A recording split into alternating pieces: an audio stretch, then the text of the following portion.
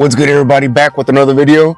Today I want to talk a little bit about meal prepping because it's meal prep Sunday, even though I really haven't been prepping my meals like I normally would. And the reason that I don't really meal prep anymore per se is because I've been doing it for a while now, and now I have an idea of how to keep track of my macros without really keeping track of my macros, if that makes any sense to y'all guys. So usually what I'll do is that, because I've been doing it for a while, on Sundays I usually wake up and I go to the gym, what I gotta do at the gym. Then after that, come back home, get my grocery list going for the food that I need for the week. And I usually buy the same things, food that's already prepared for the most part. All I have to do is heat it up, either throw it in the toaster oven, heat it up in the microwave, or sometimes even throw it on a skillet, something that doesn't take me a whole lot of time and I don't have to put a whole lot of effort in, because I do work a 9 to 5 and I do go to jitsu and I do go to the gym, and I also create content on the side. So creating content is probably one of the things that keeps me the most busy. And with that schedule right there alone, I'm not going to say that I don't have the time to cook. It's not really something that I'm making the time for right now. And even that statement right there alone has taken me some time to get used to saying, because I used to be the type of person that would say that I don't have the time to do something, and now I have to retrain myself to say that I'm not making the time for that right now because I have other things that I want to do at this time. And so I'm supposed to be talking about meal prepping, right?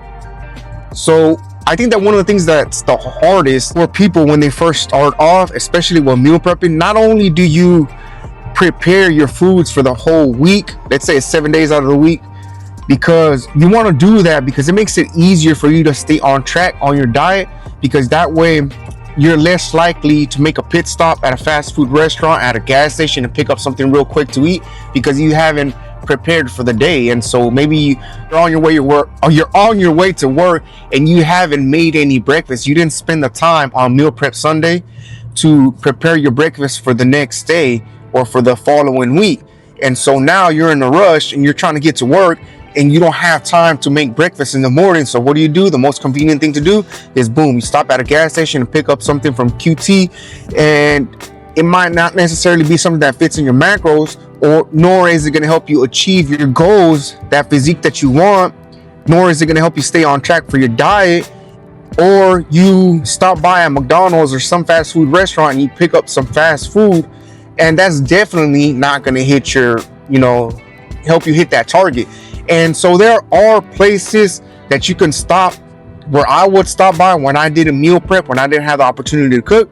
Starbucks was one of them. I would stop by and pick up a spinach feta wrap. That was something that I would eat and it would hit my macros.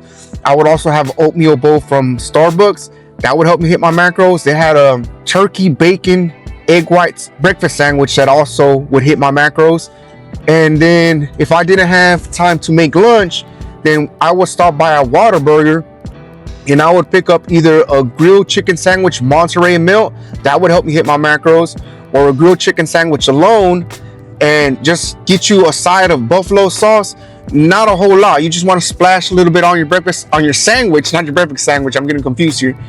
Put that on your sandwich, because buffalo sauce doesn't really have a whole lot of calories, nor does it have a whole lot of fat. If you can have or find some or carry some on you, some of that Red Frank's buffalo sauce, that's very low on calories. I want to say that 0 calories and 0 fat. That's one of the reasons that I keep that in my cabinet, for that reason alone. And so I would have that from Whataburger.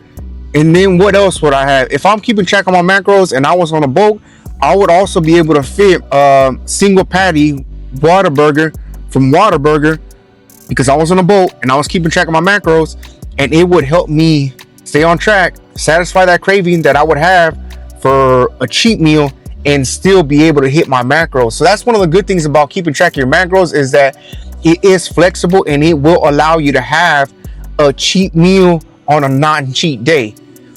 As long as you're keeping track of your macros and you're able to fit that into your macros, then you're good, you're golden, and you're good to go. And so that's one of the things that's difficult for people, is to eat the same food for the 7 days out of the week. And then a lot of times, some of the food that people buy or prepare for the week, because they're trying to be health conscious, they're trying to be on that diet, it's difficult to find food that will help you hit your macros and at the same time satisfy your cravings. And there are plenty of foods out there. You just have to invest the time, do the research, go through the trial and error, because there's going to be a lot of food out there that you eat and you're not going to like. But that doesn't necessarily mean that that food that you're eating, that diet food, doesn't necessarily mean that it's off bad. You just have to go through that process, stay to it, and go through that process and find food that you like that'll help you hit your macros and help you stay on your diet.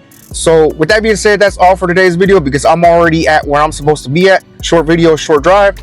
And if you have any questions or comments, like, comment, share, subscribe. Talk to y'all next time. Peace.